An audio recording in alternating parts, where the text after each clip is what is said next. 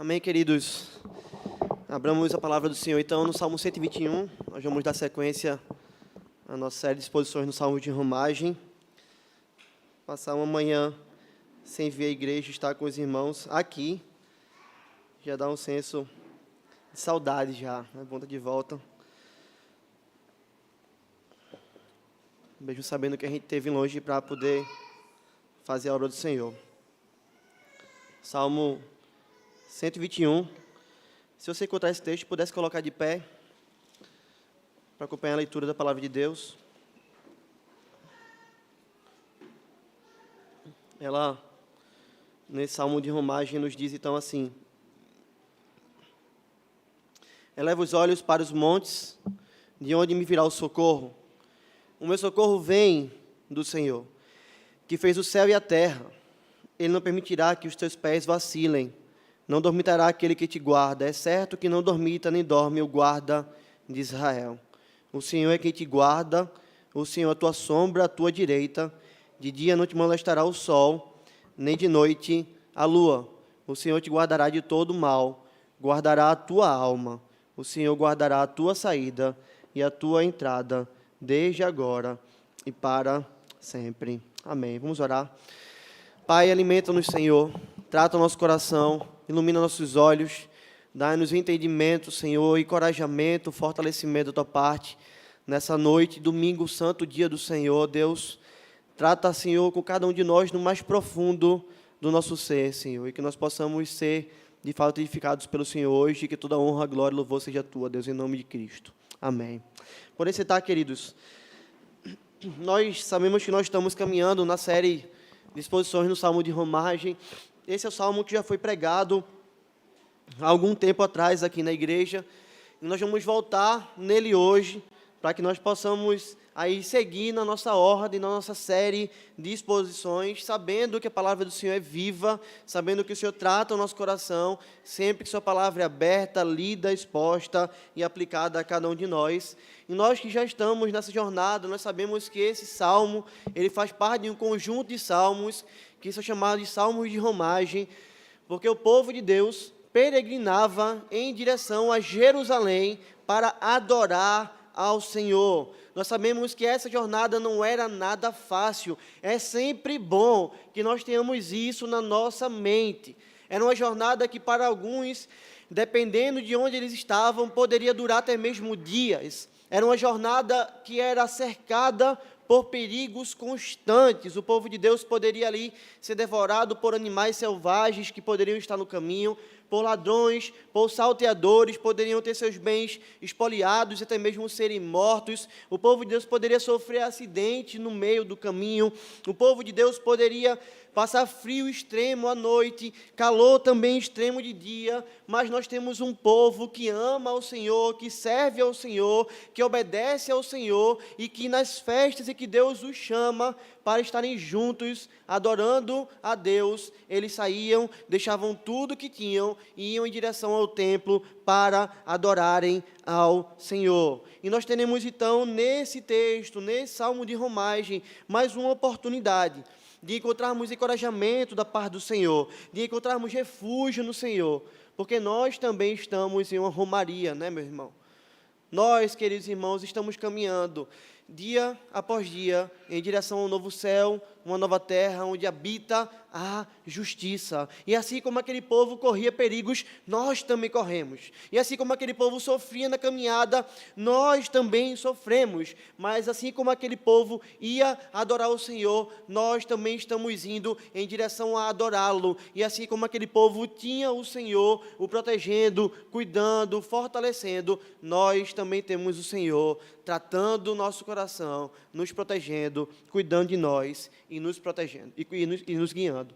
É por isso que nós vamos hoje, então, meditar nesse salmo, à luz do seguinte tema: a segurança do crente. Ora, onde é que se encontra a sua segurança, meu irmão? Se você serve ao Senhor, se você tem sua vida rendida a Cristo, onde está a sua segurança? O texto nos mostra que a nossa segurança, em primeiro lugar, se encontra em um Deus que é o nosso Criador.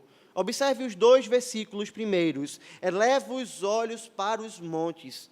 o salmista faz a pergunta: de onde me virá o socorro? E ele mesmo responde: o meu socorro vem do Senhor.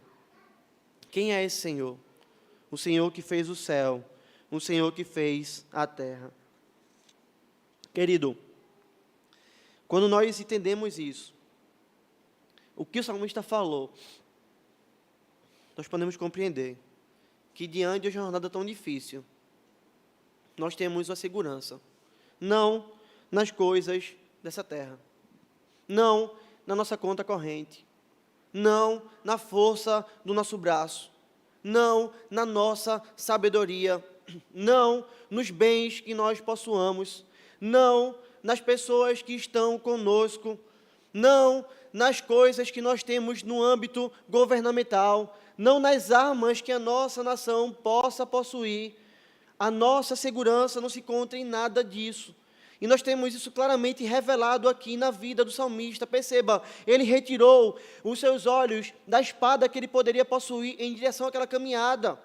Era normal um homem daquela época, um servo do Senhor, usar de uma espada para proteger a sua família, portar ali uma arma para poder defender a sua família de animais selvagens e também de salteadores.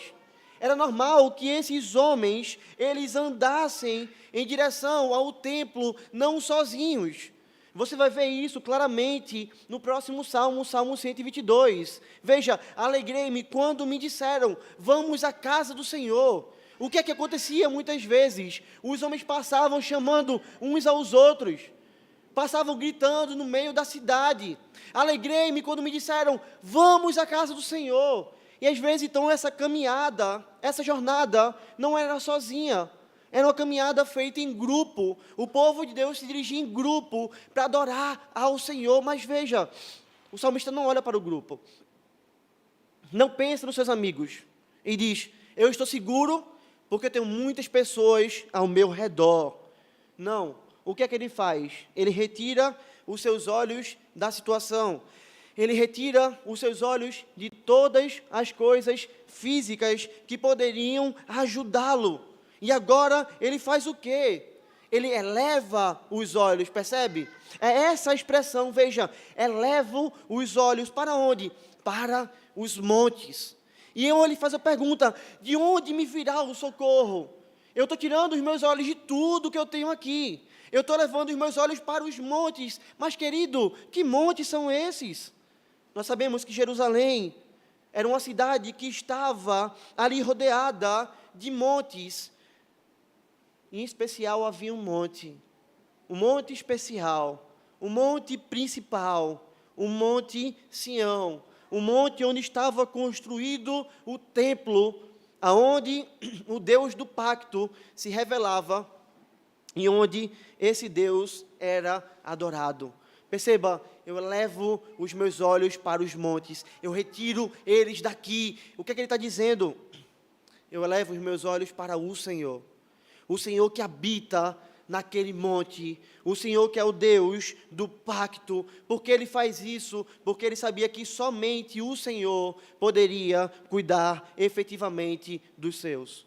Ele sabia que seu socorro só poderia repousar efetivamente no Senhor. E é por isso que ele mesmo responde. O meu socorro não está em espada, o meu socorro não está em nada. Veja, o meu socorro vem do Senhor.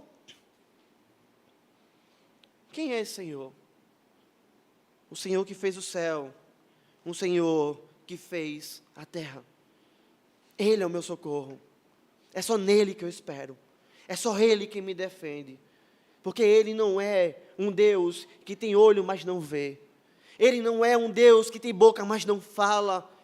Ele não é um Deus que tem mãos, mas não pode tocar, que tem pés, mas não pode correr. Ele não é um Deus que tem cabeça, mas que não pode pensar. Esse Deus a quem eu sirvo, o salmista pensa, Ele não é um falso Deus, Ele não é um Deus sem poder. Esse Deus a quem eu sirvo é um Senhor que criou o céu, é um Senhor que criou a terra, ou seja, Ele é um Deus vivo e verdadeiro, Ele é o Deus todo-poderoso, Ele é o Deus que é o dono de todas as coisas. O salmista sabia que esse era aquele que é o Senhor dos exércitos. E se nós temos claramente que quem está escrevendo esse texto é um judeu, indo em direção a adorar ao Senhor, nós sabemos que quem é judeu sabe que o Senhor o tirou da terra do Egito com mão poderosa.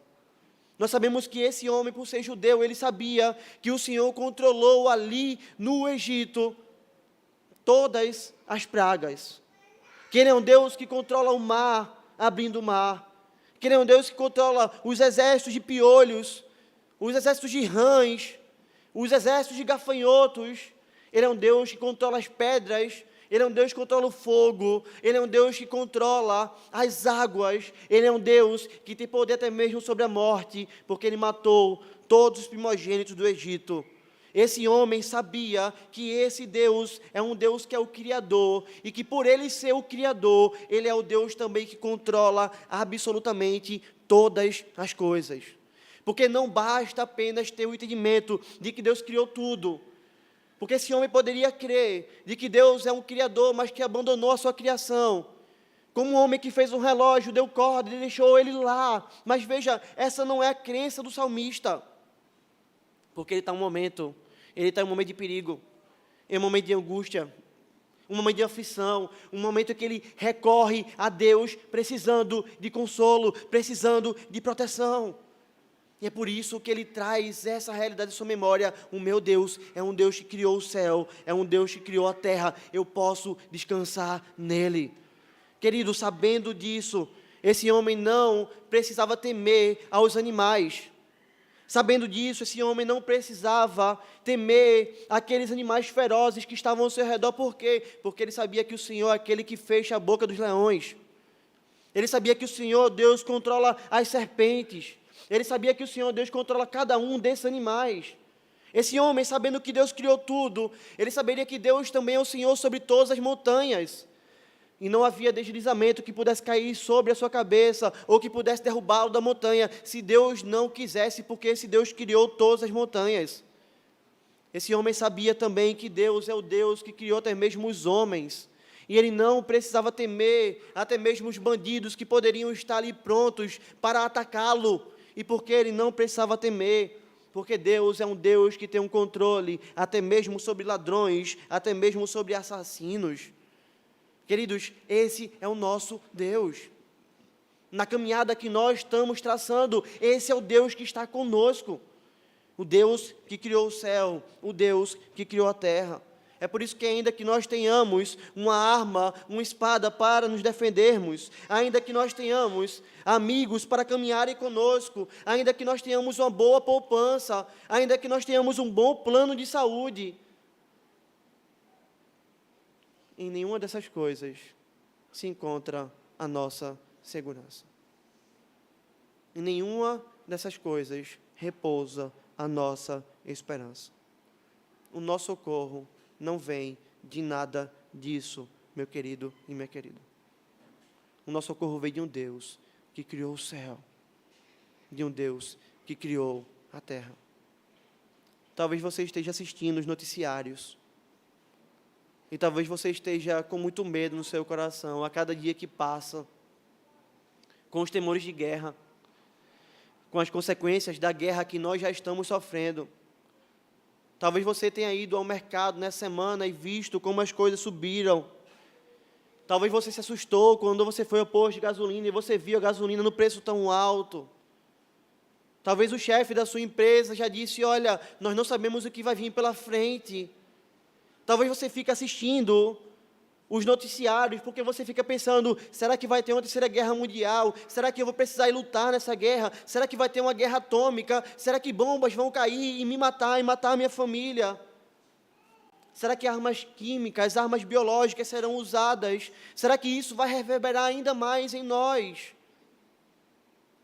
Talvez nesse cenário todo que nós estamos vivendo de guerra, o seu coração esteja tremendamente aflito, e o que você fica recorrendo e esperando é, o que será que os presidentes vão fazer? O que será que o nosso governo vai fazer? E mais uma vez nós vemos como o socialismo toma conta da nossa alma, porque você consegue perceber isso? Nesse momento de tribulação que nós temos, para onde nós olhamos para o Estado, o que é que o governo vai fazer para que possa resolver a minha vida, para que eu possa ter o que comer, para que eu possa me locomover, para que eu possa continuar cuidando da minha família. Muitos estão fazendo isso. E muitos que são crentes do povo de Deus, estão olhando para o Estado, estão olhando para o presidente e colocando nele a sua esperança. O que será que esses homens vão fazer? Que auxílio vai ser dado? Que medidas públicas serão tomadas? Queridos, o nosso socorro não está nessas coisas. O nosso socorro não está no governo. Ele é importante, ele é ministro de Deus, o governo, mas a nossa vida não depende deles. A nossa vida não depende de Putin, a nossa vida não depende de Biden. A nossa vida não depende de fertilizantes. A nossa vida depende daquele que criou o céu, daquele que criou a terra. E é nesses momentos que nós devemos sondar o nosso coração e ver em quem está a nossa confiança, em quem está o nosso socorro, e quem está o seu socorro, meu irmão. Será que é no seu chefe do trabalho? Nos seus braços para trabalhar? O salmista responde para mim, para você: o meu socorro vem do Senhor. O Senhor que criou o céu, o Senhor que criou a terra, um Deus que é o Criador de todas as coisas. É só nele que a nossa alma pode encontrar paz. É só nele que nós podemos encontrar descanso. E ele segue, mostrando quem é o nosso Deus. Mostrando que a nossa segurança está no Deus que é o Criador, mas um Deus que não se fatiga, um Deus que não se cansa, porque ele vai dizer que esse é um Deus que não dorme e nem cochila. Veja os versículos seguintes: ele não permitirá que os teus pés vacilem, não dormitará aquele que te guarda. É certo, é uma certeza que não dormita, e por dormitar é cochilar. Nem dorme o guarda de Israel. Um soldado que dorme, ele deixa seu posto vazio. Vazio de um homem para protegê-lo, porque naquele momento em que ele dorme, o posto está completamente indefeso. Um pai que dorme no volante pode bater o carro e trazer ruína a toda a sua família. Mesmo que ele durma 10 segundos apenas, ele pode colocar toda a sua família em risco. Dormir é algo bom. Dormir é algo necessário para nós, seres humanos. Mas quando nós estamos protegendo ou cuidando de alguém, dormir é uma péssima ideia. Aí da mãe que dorme com seu bebê de um braço e precisa pegá-lo no chão, após a queda que ele levou, não é verdade? O salmista sabia disso. E durante sua peregrinação, ele seguiu confiante no Senhor, andando para adorar ao Senhor, porque ele sabia que ele servia a um Deus que não cochilava, um Deus que não dormia. É isso que ele vai dizer aqui. Ele não permitirá que os teus pés vacilem. Veja, não dormitará aquele que te guarda. É certo que não dormita, nem dorme quem? O guarda de Israel. O que é que ele está fazendo agora? Ele virou e disse: o meu socorro vem do Senhor. E agora ele continua a pregar o seu coração, dizendo: olha, descansa.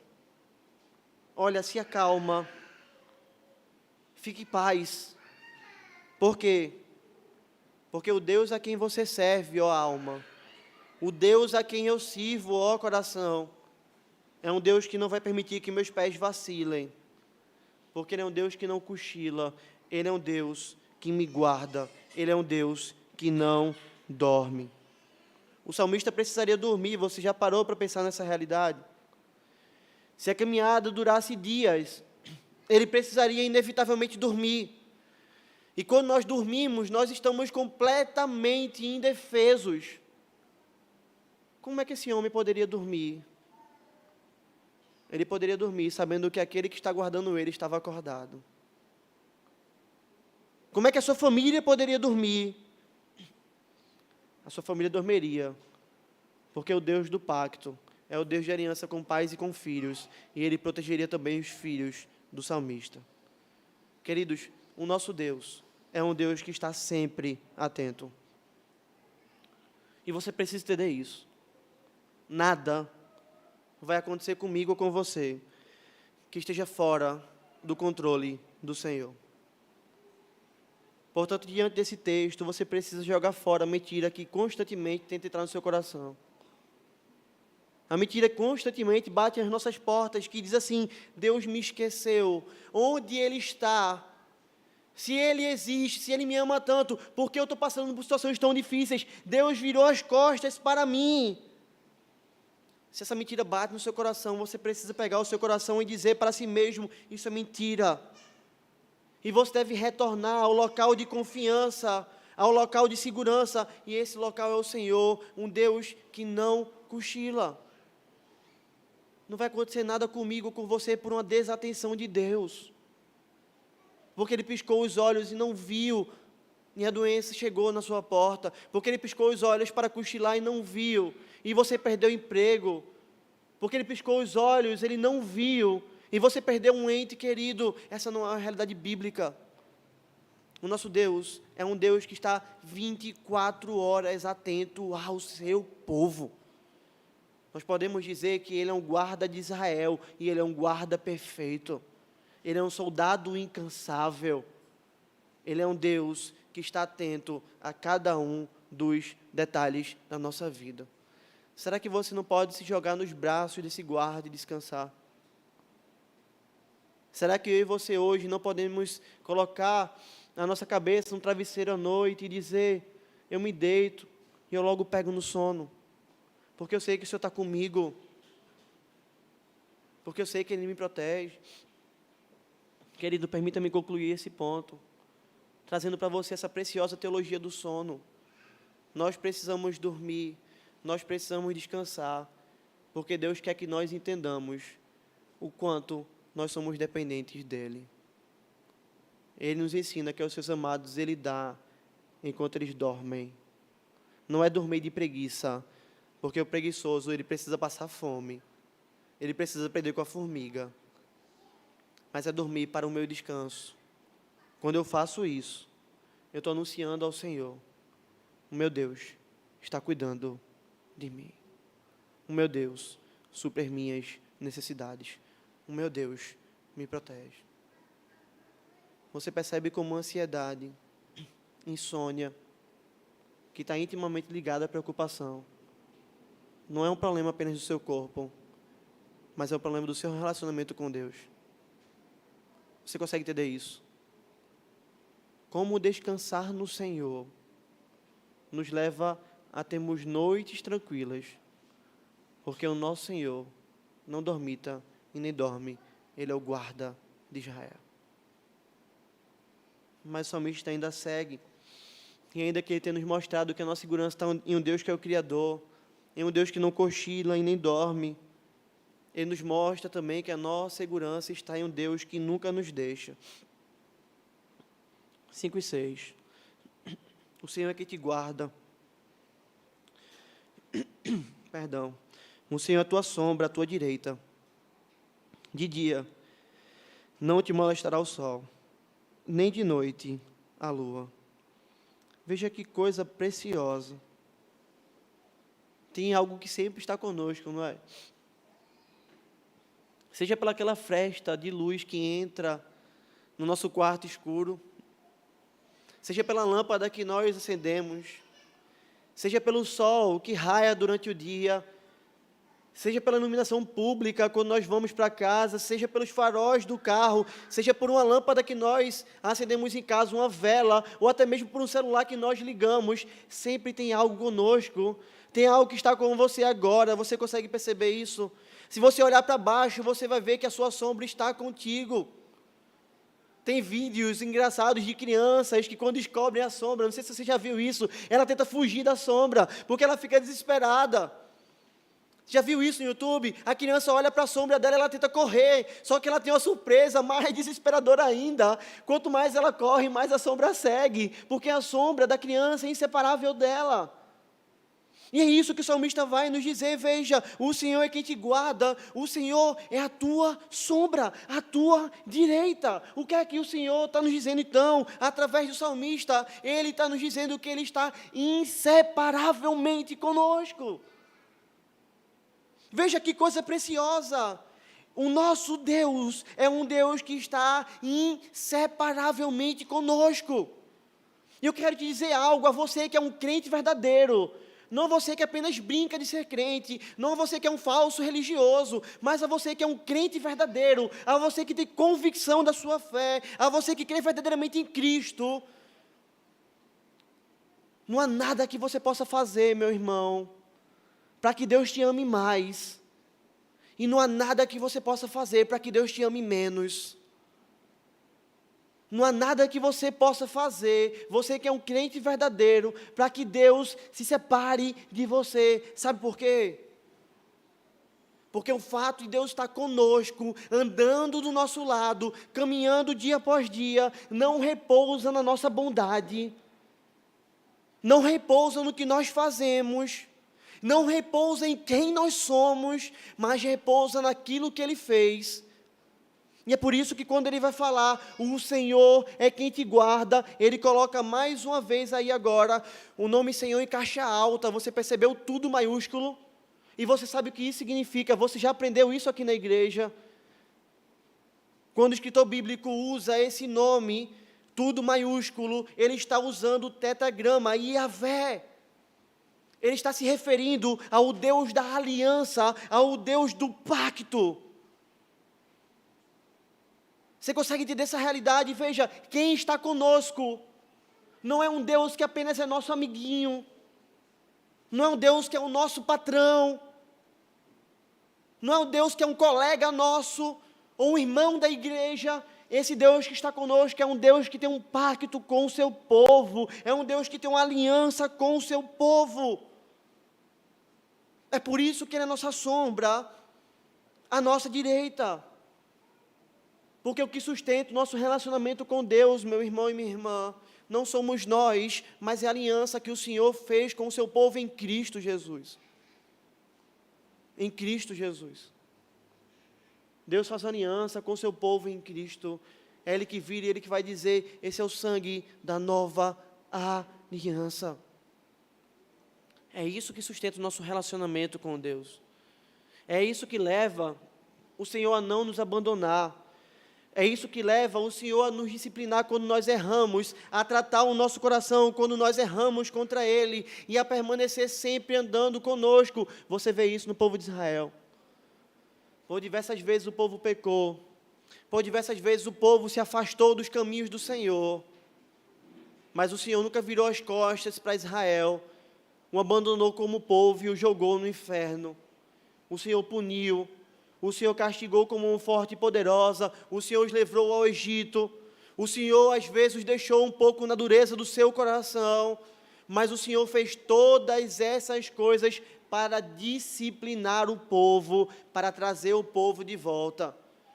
Para no meio dessas tribulações, Ele retirar dali também aqueles que são o joio e trazer aqueles que são o trigo, de fato, para perto dEle, para uma íntima comunhão com Ele. O Senhor nunca abandonou o seu povo, porque o Senhor tem uma aliança conosco.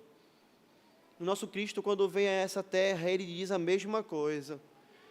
Eis que estou convosco todos os dias, até a consumação dos séculos. É por isso que o salmista vai dizer, de uma maneira muito clara, de dia não te molestará o sol, nem de noite a lua. Sabe o que ele está dizendo? Não importa se seja lua, noite, não importa se seja sol, a minha segurança é a mesma. A paz que eu tenho é a mesma. Será que você é assim? Quando você precisa sair de casa, em um caso de urgência, na madrugada para levar seu filho ao hospital, um parente ao hospital, será que você sai com medo, pensando, nossa, é de noite, não tem polícia na rua? Nossa, é de noite, quem poderá me defender? Nossa, está tudo escuro. Será que você é assim? Você consegue perceber que quando esse sentimento toma conta do nosso coração, nós estamos dizendo que a nossa segurança se encontra na polícia, se encontra na iluminação do sol, se encontra nas pessoas que estão durante o dia na rua. O salmista olha, ele vai dizer, olha, de dia não me molesta o sol, nem de noite a lua. Por quê? Porque o Senhor, com minha sombra, à minha direita, Ele está comigo. O Deus do pacto não me abandona. A minha segurança, seja de dia, seja de noite, está nele. Transporte sua mente para a época do salmista e pense como era aquela situação à noite. Imagine eles reunidos ali em círculo, ao redor de uma fogueira, olhando para frente, para trás, para um lado, para o outro, e vendo tudo escuro, porque era no meio do campo. Eles não estavam na cidade, eles estavam sozinhos no meio do campo. E aí que ele vira, o Senhor com minha sombra, à minha direita, tem uma fogueira aqui, a minha sombra está aqui, significa que o Senhor está comigo. A sombra me lembra disso. Ele é o Deus do pacto. Ele é o Deus da aliança. Ele é o Deus que nunca me abandona. Talvez você esteja passando os últimos dias com medo de morrer. E eu quero dizer para você que está aqui e que está longe de Cristo. Se você tem medo da noite, você também deve ter medo do dia. Se você tem medo quando você está com pessoas, você também deve ter medo da solidão. Se você tem medo quando você tem dinheiro, você também deve ter medo quando você não tem. Sabe por quê? Porque sem Cristo não há um protetor para você. A polícia pode te proteger de malfeitores, mas um dia você vai se encontrar com aquele que é muito mais terrível do que os malfeitores. Se você está sem Cristo e você morrer, você vai se encontrar com um Deus que está irado contra você.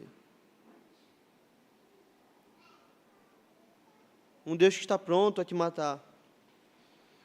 É por isso que você deve temer, e temer bastante. A não ser que você se arrependa hoje dos seus pecados e se volte a Cristo.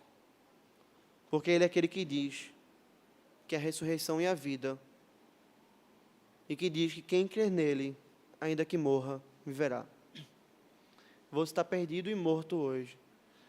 Mas se você se arrepender dos seus pecados, verdadeiramente, você pode ser achado e vivificado hoje por aquele que é o pastor das nossas almas. Aquele que pode entrar em aliança contigo, aquele que pode andar contigo para todo sempre. Queridos, são muitos consolos na nossa alma aqui. O salmista nos mostra que Deus é criador, que Deus não dorme, que Deus não nos deixa, e ele poderia acabar por aí. Mas ele fecha o salmo trazendo aquilo que é de mais importante. Ele fecha o salmo dizendo assim: o Senhor te guardará de todo mal, guardará a tua alma. O Senhor guardará a tua saída e a tua entrada, desde agora e para sempre. Retirar esse texto do seu contexto, pegar apenas a primeira expressão, o Senhor te guardará de todo mal, e nada mais à frente, seria um prato cheio para falsos pastores da teologia da prosperidade, você percebe? Olha, se você tem Deus, você não vai adoecer. Olha, se você tem Deus, nenhum mal vai chegar até você. Olha, se você servir a Deus, tudo vai dar certo na sua vida. Percebe como é uma distorção da palavra de Deus? Por que isso? Porque aqui diz que o Senhor vai te guardar de todo mal. Mas, queridos, o texto não para aí. E é por isso que ele nos mostra duas implicações acerca do que é Deus, de fato, nos guardar de todo o mal.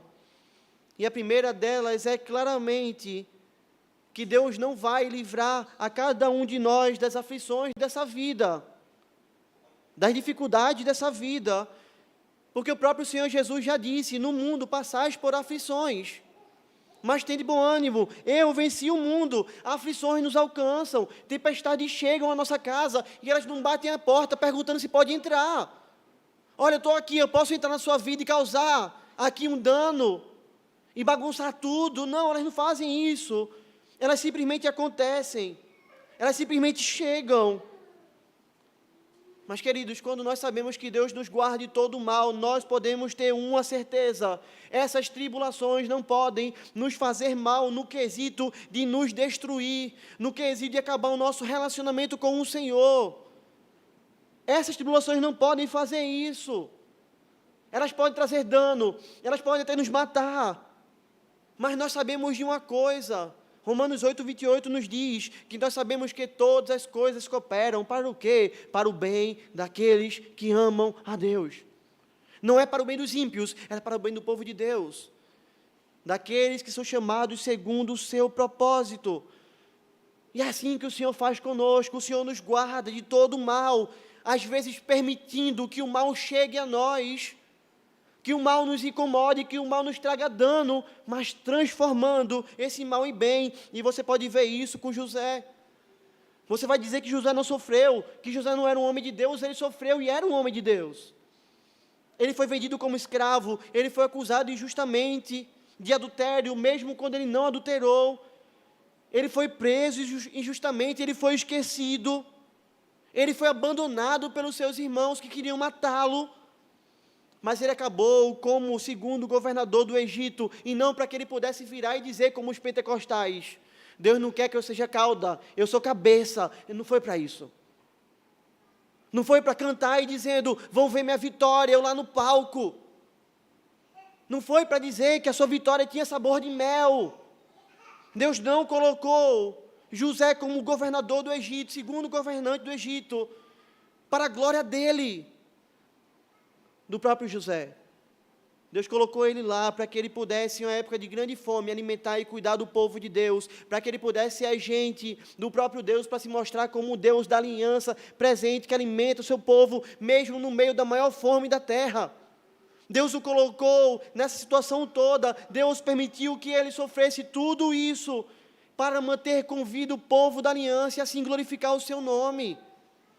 E é por isso que José compreende essa realidade. Ele vai dizer para os seus irmãos: vós, na verdade, intentasseis mal contra mim, porém Deus o tornou em bem, para fazer como vedes agora, que se conserve muita gente em vida. E é assim que Deus faz conosco. Ele permite que o mal chegue, Ele permite que o mal traga dano, Ele permite que nós choremos, Ele permite que nós soframos, Ele permite que nós olhemos para Ele, clamemos a Ele, mas Ele pega todo esse mal, e não importa qual ele seja, quão profundo ele seja, quão aterrorizante ele seja, e Ele transforma isso tudo em bem. Você quer ver um exemplo disso? É nas aflições que nós oramos mais, não é verdade? Queridos, que tremenda corda, que corda abençoada é a corda da aflição, que nos puxa para perto de Deus. Que bendito cajado, é o cajado da tribulação, que quebra os nossos joelhos e nos curva diante do Senhor. Que maravilhoso energético, é o energético da aflição que nos leva a perseverarmos na dependência do Senhor. Que maravilhoso porrete que bate na nossa cabeça, é o porrete da aflição que nos deixa tontos, que nos deixa perdidos, e que nos leva a entender que naquele momento nós não temos nada o que fazer, e que é ali que nós estamos completamente fracos, que nós nos rendemos ao Senhor e dizemos: não sei mais o que fazer, Senhor, resolve tudo isso. E que aí nós entendemos que quando nós somos fracos, nós somos fortes, não é verdade? Você consegue perceber que no meio da aflição o Senhor transforma todas elas em bem, nos levando a glorificarmos o seu nome, conhecermos a Ele, perseverarmos nele e servirmos a Ele, mesmo no meio da mais profunda tribulação. É assim que o Senhor nos livra de todo o mal, transformando o mal que vem até nós em bem. Mas o Senhor também nos livra, meu querido e minha querida, daquele que é o mal maior. E qual é o mal maior? A morte eterna. O Senhor é o Deus que o salmista diz que guarda a nossa alma. Percebe isso? o Senhor guardará a sua alma. Veja, o Senhor vai guardar, Ele não começa com entrada. O Senhor vai guardar a tua saída e a tua entrada. Desde o momento que tu sair até tu entrar, Ele vai te guardar. E queridos, o que é a caminhada em direção ao templo? É a caminhada em direção ao pedaço do céu. Aquilo que nós temos hoje. E estamos falando tanto, não é verdade? Local do povo de Deus reunido, local da presença abençoadora do Senhor, local de aliança de Deus com o seu povo. É isso que nós vamos ter no novo céu e na nova terra. Quando o salmista está dizendo, o Senhor vai guardar a tua alma, Ele está dizendo para mim e para você, desde agora e para quando? E para sempre. Ele está falando da nossa eternidade. Ele está nos mostrando que a doutrina da perseverança dos santos, a doutrina que ensina que o crente que é uma vez salvo irá perseverar para todo sempre, ela não é uma doutrina apenas neotestamentária, apenas presente no Novo Testamento, mas é uma doutrina também veterotestamentária, é uma doutrina que perspassa toda a Escritura. A doutrina que nos ensina que é o Senhor que guarda as suas ovelhas, que guarda a alma das suas ovelhas. A doutrina que nos ensina que é impossível que nós possamos perder a nossa salvação, não importa o que aconteça. Durante a história, homens foram queimados na fogueira, despedaçados por fera, mas não negaram a sua fé. Homens foram torturados e permaneceram firmes. Homens viram sua família ser morta pela fé na sua frente, mas permaneceram crendo. Homens perderam emprego, homens naufragaram. Homens viram seus bens sendo tomados, todos eles. Homens viram sua igreja ser queimada, suas Bíblias serem queimadas. Mas esses homens perseveraram na fé. Homens entraram na fornalha de fogo. Homens entraram na cova dos leões. Homens não negaram a Deus, mesmo no meio da mais profunda tribulação. Nós tivemos homens que foram mergulhados em tanques de óleo fervente, mas que não negaram a sua fé. E por que esses homens não negaram a fé, meu querido? Porque eles são super-homens, porque eles são bons, porque eles são melhores do que eu e que você. Talvez você pense isso. Você que é um crente verdadeiro, genuíno, piedoso, você olha e diga, se isso acontecesse comigo, eu negava a minha fé. Querido, esses homens não negam a fé, não é porque eles têm força própria. Eles não negam a fé porque eles têm alguém que os fortalece. Eles têm alguém que os guarda. E é isso que o salmista diz, o Senhor guarda a tua alma. Nós não vamos negar a fé, nós não vamos perder a nossa salvação, nós não vamos deixar de caminhar com Cristo, não é porque nós sejamos fortes, mas sim porque nós temos um Deus forte. Só por isso. O apóstolo Paulo compreende essa realidade, ele vai virar, ele vai dizer, eu estou plenamente certo, completamente certo, de que aquele que começou a boa obra em vós, há de completá-la até o dia de Cristo Jesus. Nosso Deus não é um político que começa a sua obra e não termina. Nosso Deus começou uma obra na nossa vida, e nós podemos ter uma certeza, Ele há de terminar. Você crê em Cristo verdadeiramente? Você serve a Cristo verdadeiramente? Se eu perguntar a você, o que você estará fazendo daqui a 30 anos, se você estiver vivo, qual será a sua resposta? Daqui a 50 anos, se você estiver vivo, qual será a sua resposta? A sua resposta deve ser, pela força do Senhor, eu estarei servindo ao Senhor. Porque Ele guarda a minha alma. É por isso que se você é um verdadeiro crente, você precisa lançar fora esse medo de perder a sua salvação. Se você é um verdadeiro crente, você não deve deixar essas angústias tomarem conta da sua alma, porque isso são pesos que apenas te levam a caminhar devagar. Você tem que fazer como Hebreus diz, se desembaraçar de todo o peso, jogar isso fora. Satanás tenta colocar esses pesos em nós, para que nós andemos devagar, mas Deus é um Deus que tira esse peso e diz, eu é que guardo a tua alma. Você tem que hoje colocar o capacete da salvação. se vestir da couraça da justiça. Você precisa hoje lutar o bom combate, descansando na certeza de que você tem alguém que cuida de você. E todas as vezes que você parar e você tiver medo ainda, todas as vezes que as aflições chegarem até você, todas as vezes em que você vê dificuldade na sua vida e você achar que você está sozinho, se você ainda não foi plenamente convencido disso, você precisa fazer algo. Você precisa fazer como o salmista fez, retirar seus olhos da situação e elevar seus olhos para os montes, mas em especial para um monte. O monte que o salmista tinha para elevar seus olhos era o Monte Sião, o monte que estava o templo. Mas, meu irmão, minha irmã, nós temos um monte muito superior a esse monte para o qual nós podemos olhar nos períodos de tribulação da nossa alma. E sabe qual é esse monte? O Monte do Calvário. No meio da tribulação, nós devemos levantar os nossos olhos para o Monte do Calvário. Sabe por quê?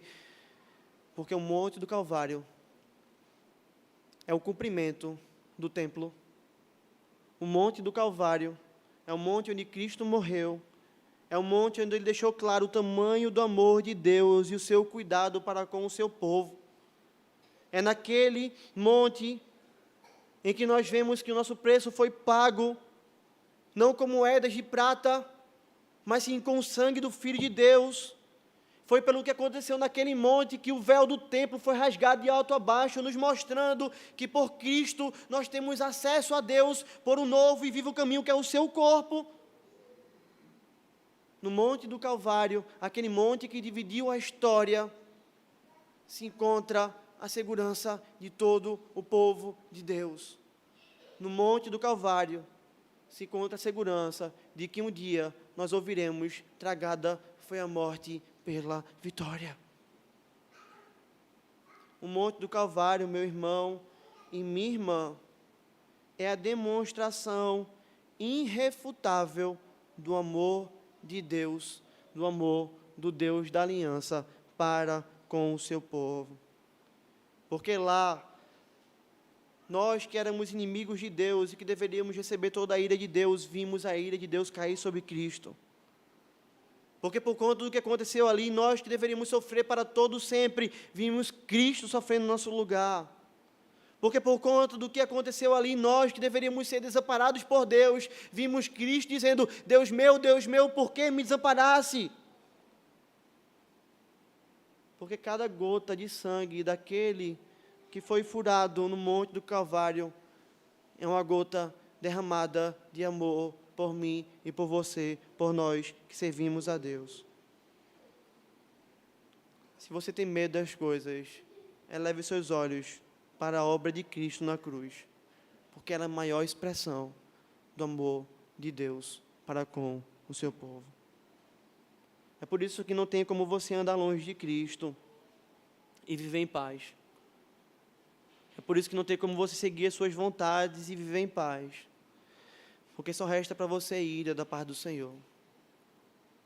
Mas para você que corre para esse Cristo como um peregrino correu, você pode lançar seus fardos diante dele e receber sobre você um jugo leve, um fardo que traz a paz. E caminhar junto com aqueles que creem no Cordeiro,